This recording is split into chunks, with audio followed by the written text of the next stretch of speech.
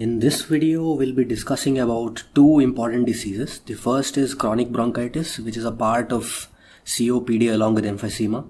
And the second one is bronchiectasis, which is an obstructive disease, but it does not fall under COPD spectrum. Let's start with the definition of chronic bronchitis. So in the last video, you saw emphysema definition, right? So emphysema had a good pathological definition. In which it said that it was dilation of airways which was distal to the terminal bronchioles. So that was a good pathological definition. Whereas in chronic bronchitis, it is more of a clinical definition. So the definition says that chronic bronchitis is diagnosed when there is persistent cough with sputum production for at least 3 months in 2 consecutive years.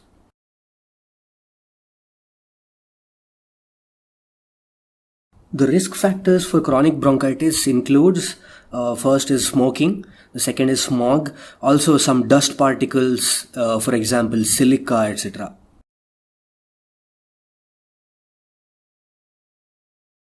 Coming to the pathogenesis of chronic bronchitis, so any of the aforementioned risk factors, so they cause chronic bronchitis by 3 different ways. So the first is mucus hypersecretion. So there is submucosal glands, right? So these glands will become hyperplastic. So that is one thing. Second thing is there is goblet cells in the epithelium itself. So those also will be hyperplastic. Second one is inflammation. So this disease is chronic bronchitis. So itis means inflammation. So obviously there is inflammation, that too by chronic inflammatory cells, mainly lymphocytes. However, since the disease has its ups and downs, that is exacerbations, you may also be able to find neutrophils. Lastly, infections. So any infections by any organisms, either bacteria or virus, can cause acute exacerbations of chronic bronchitis. So if at all you see a patient of COPD in medicine wards, they are generally admitted there because of acute exacerbations and not because of the chronic course of the disease. Coming to the clinical features, in the definition itself we saw the important symptom needed for diagnosis of chronic bronchitis, which was a productive cough. So cough with expectoration is the cardinal symptom of chronic bronchitis. In emphysema you had seen that the most important symptom was breathlessness. Here it is cough with expectoration. Second symptom is dyspnea on exertion, which occurs late in the course of the disease. In emphysema you saw that cough with expectoration, that was a bit late in the course of the disease. Next is hypoxia, hypercapnia and mild cyanosis. So hypoxia is reduced partial pressure of oxygen, hypercapnia is increased partial pressure of carbon dioxide, and cyanosis is basically bluish discoloration. So this is the reason why the patients are called blue bloaters. In emphysema, you saw that the patients, although they have hyperinflated lungs, they are still able to maintain oxygenation. So there is no cyanosis. That's why they were called pink puffers. So chronic bronchitis patients are called blue bloaters. And similar to what you saw in emphysema, cor pulmonale, that is right ventricular failure leading to congestive cardiac failure, can occur in chronic bronchitis also. And it is more frequently seen as compared to emphysema.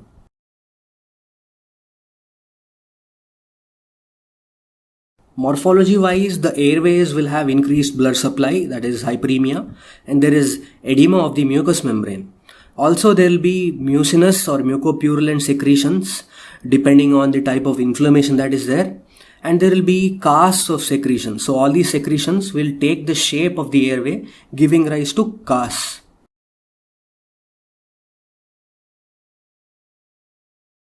Microscopy image is shown here.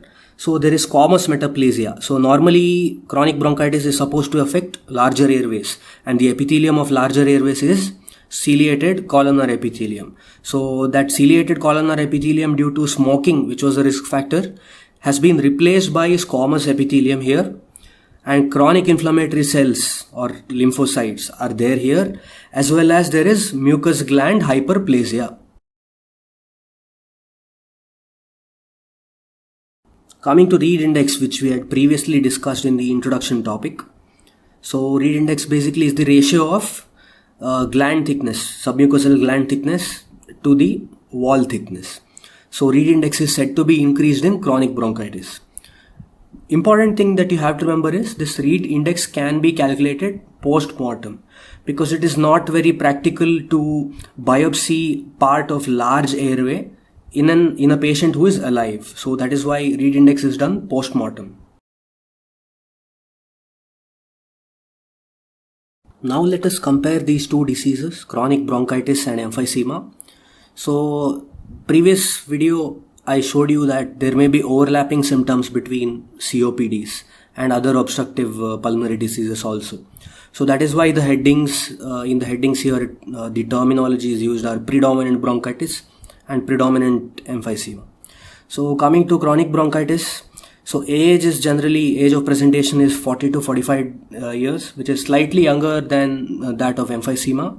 Coming to breathlessness, so breathlessness is mild and is a late symptom of chronic bronchitis, whereas in emphysema it is an early symptom. Coming to cough, so cough with expectoration, so that is a hallmark of chronic bronchitis, whereas in emphysema cough with expectoration is quite late. Next, infections are very common in chronic bronchitis and not as common in emphysema. Respiratory insufficiency, that is inadequate oxygenation of blood, so that is more common in chronic bronchitis as compared to emphysema. Coming to cor pulmonale, that is right ventricular failure, is more common in bronchitis. Airway resistance is there in both, but it is much more in bronchitis as compared to emphysema. Elastic recoil is normal in bronchitis and low in emphysema. That is why there is inflation of lungs. Coming to chest radiograph, prominent vessels, that is bronchovascular markings it is called. So that is how in X-ray you tell if a patient has chronic bronchitis. Whereas in emphysema it is hyperinflation and a small heart. So tubular heart it is called. Coming to appearance of the patient, bronchitis patients are called blue bloaters because of improper oxygenation and cyanosis of the patient, whereas in emphysema the patients are called pink puffers. So that was about chronic bronchitis. So the next disease we'll be moving on to is bronchiectasis.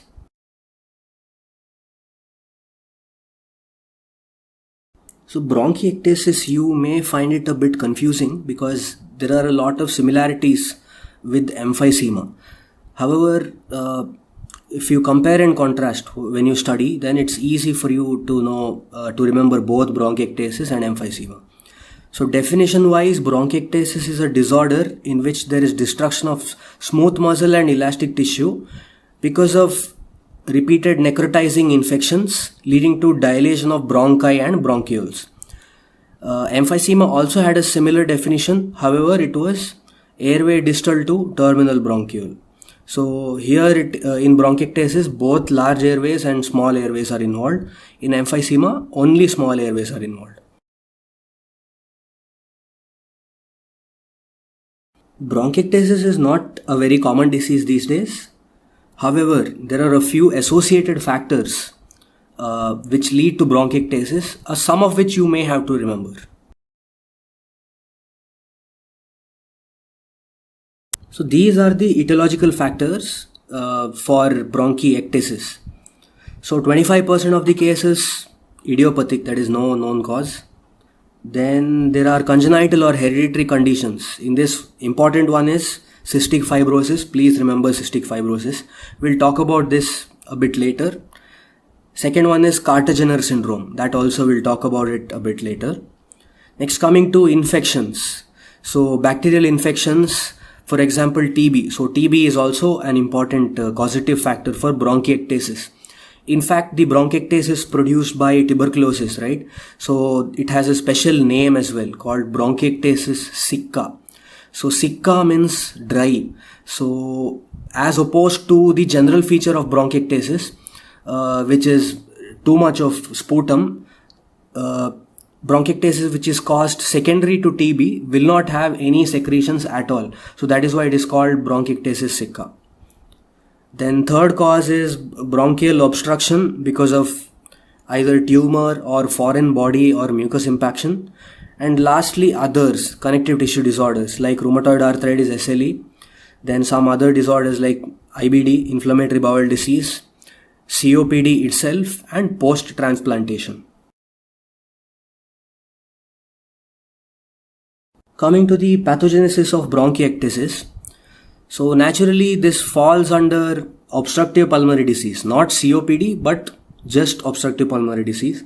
So that is why obstruction is the most important thing here. So first thing is obstruction. So because of obstruction, what happens is the secretions are collected in a particular place. So below the obstruction, those are not cleared out, the secretions. So when secretions are not cleared out, they act as culture media, and bacteria or fungus or virus, anything will start proliferating in that area, leading to infection. So once this infection occurs, because of inflammation, there will be destruction of both smooth muscles and cartilage.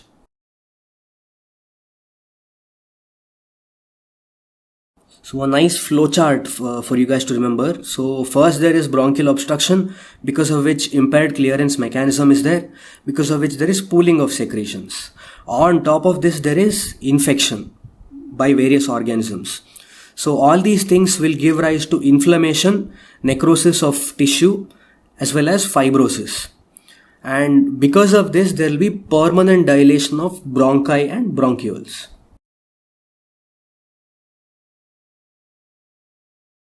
So we'll have a few words about cystic fibrosis as well as Carter-Jenner syndrome. So coming to cystic fibrosis, the other name is mucoviscidosis. So in this name, you can note that the mucus becomes viscid. So easy to remember. So cystic fibrosis is an inherited disorder of ion transport. So the defect in this disease is that CFTR gene is mutated. So CFTR stands for cystic fibrosis transmembrane regulator gene. So, and it is responsible for functioning of numerous ion channels in multiple organs in body. In the image given below, you can see that in cystic fibrosis of lung, specifically of lung, I am telling you, chloride is not released into the mucus. That is why it becomes dehydrated. In other organs, this is reversed. Okay, the ion channel orientation may vary in different organs.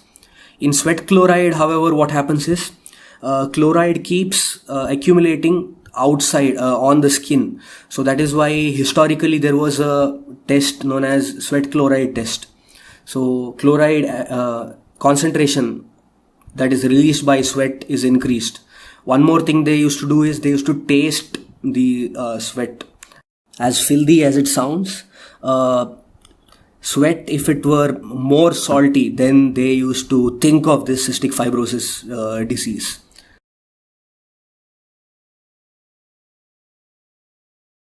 So let's talk about a few features of cystic fibrosis. So cystic fibrosis will give rise to chronic lung disease secondary to recurrent infections. So common organism that causes pulmonary infection in cystic fibrosis is Pseudomonas aeruginosa. However, there is a more important pathognomonic infection by an organism called Burkholderia cepacia. So Burkholderia cepacia infection of lungs, it is said to increase the mortality of patients suffering from cystic fibrosis. And if Burkholderia cepacia infection is present in a patient, then it is very likely that the patient has cystic fibrosis. Next, pancreatic insufficiency, pancreatitis features, all those things. Steatorrhea, malnutrition, cirrhosis, intestinal obstruction, male infertility. So all these are other features of cystic fibrosis.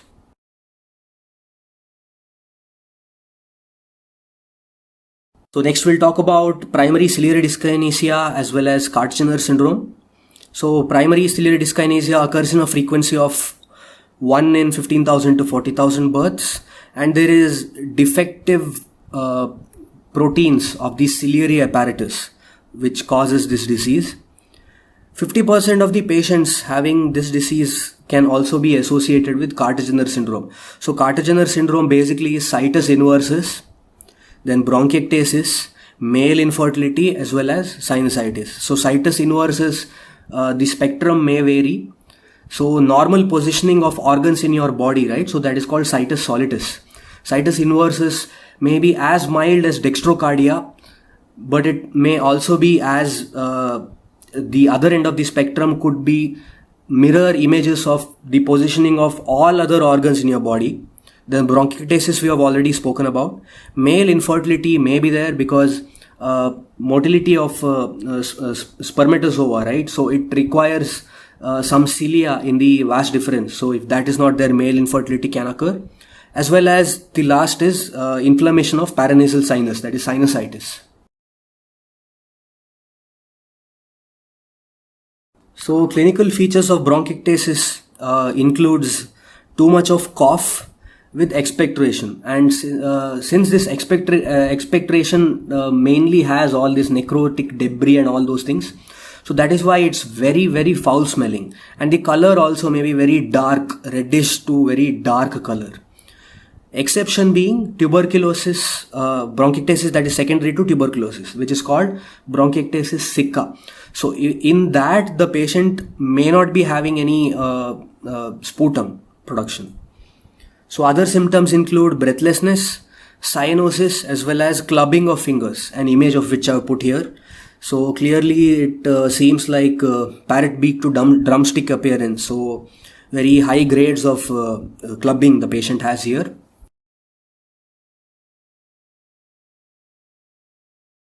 So lungs which are involved by bronchiectasis, right? So the involvement could either be diffuse or segmental involvement. Most common type of involvement is bilateral and lower lobes. However, severity, if you consider, left lower lobe is more severely involved generally than right lower lobe. Then pleura is usually fibrotic. So in the pathogenesis, in the flowchart, we saw that the end product is fibrosis and dilation of the airways, right? So that fibrosis may extend onto the pleura. So because of that extension of fibrosis, pleura can be adherent to the chest wall. Coming to the morphological classification of bronchiectasis. So there are 4 different classifications here.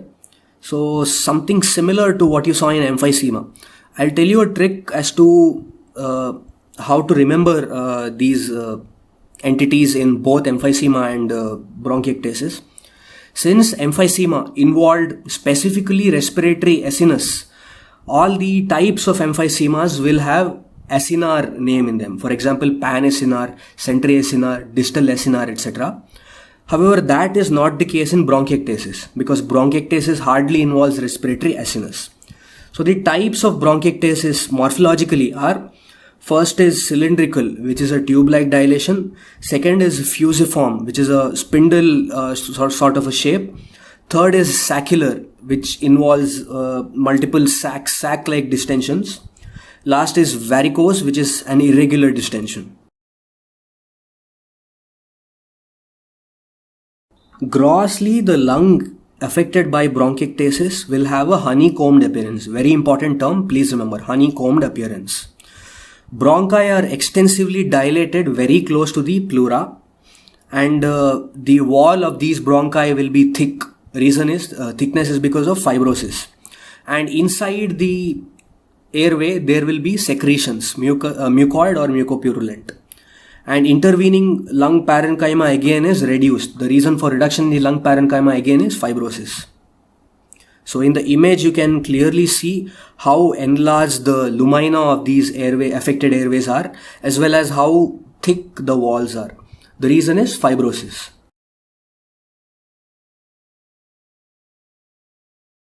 This is another gross image of the same thing. Here, however, you can see that the upper lobe is affected in this lung. Multiple dilated airways are there and they are thick walled.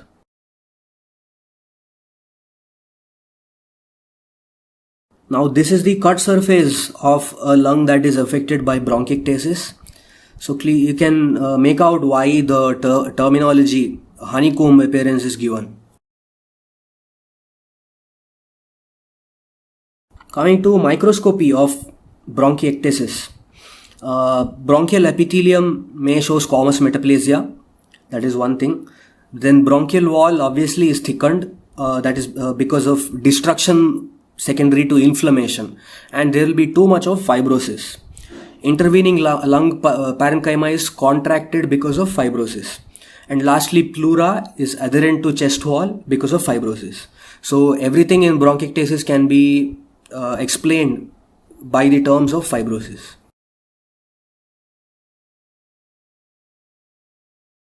So here's a microscopic image of bronchiectasis. So clearly the lumens of airways are extremely dilated. So generally in normal histology you will not see such huge airways. Another image of bronchiectasis, a bit high power image. So sloughed off epithelium you are able to see. In the right and the left corners you are clearly able to make out the ciliated columnar epithelium. That is not there in the middle portion. As well as the middle portion appears very bluish, right? So the reason why it appears so blue is because too many inflammatory cells. And also these inflammatory cells have destroyed the subepithelial tissue.